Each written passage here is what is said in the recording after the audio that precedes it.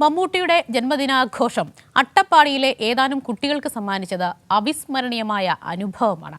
കാടിനുള്ളിൽ നിന്നും കൊച്ചിയിലെത്തി മഹാനഗരത്തിലെ കാഴ്ചകളും വിമാനത്താവളവും കണ്ടാണ് അവർ മടങ്ങിയത്. മമ്മൂട്ടിയുടെ നേതൃത്വത്തിലുള്ള ജീവകാരുണ്യ പ്രസ്ഥാനമായ കെയർ ആൻഡ് ഷെയർ ആണ് യാത്ര ഒരുക്കിയത്.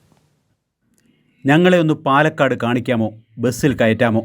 ഇതായിരുന്നു അട്ടപ്പാടിയിൽ നിന്ന് 20 കിലോമീറ്റർ അകലെ കാടിനുള്ളിൽ പാർക്കുന്ന ആ കുട്ടികൾ അന്ന് ചോദിച്ചത്.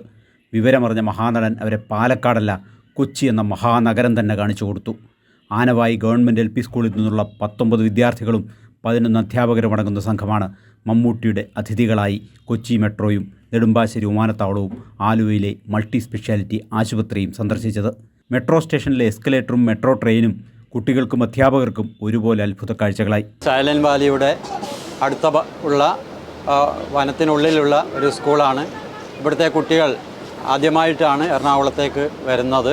മലയാളത്തിൻ്റെ മഹാനടനായിട്ടുള്ള മമ്മൂട്ടി സ്പോൺസർ ചെയ്ത ഈ യാത്ര നമ്മുടെ കുട്ടികൾ വളരെ നന്നായിട്ട് എൻജോയ് ചെയ്തു. ആലുവയിൽ സ്വകാര്യ മൾട്ടി സ്പെഷ്യാലിറ്റി ആശുപത്രി സന്ദർശിച്ച സംഘം റോബോട്ടിക് സർജറിയുടെ വിസ്മയലോകം നേരിൽ കണ്ടു. ആശുപത്രി കണ്ട പലർക്കും ഡോക്ടറാകാൻ മോഹം. എത്ര പേർക്ക് പഠിച്ച് ഡോക്ടറാവണം, ഡോക്ടറായി പഠിക്കാൻ ആർക്കും കൈവയ്ക്കുക. വിമാനത്താവളവും വിമാനങ്ങളും കണ്ട കുട്ടികൾക്ക് അത്ഭുതം. വിമാനങ്ങൾ ഇറങ്ങുന്നതും പറന്നുയരുന്നതും സന്ദർശക ഗ്യാലറിയിൽ നിന്നുകൊണ്ട് അവർ ആസ്വദിച്ചു.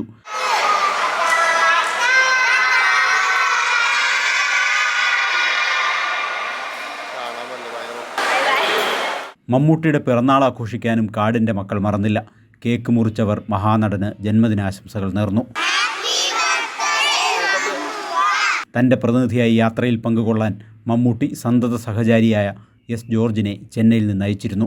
Care and share international director Robert കുര്യാക്കോസും ഒപ്പമുണ്ടായിരുന്നു. കൈരളി ന്യൂസ്, കൊച്ചി.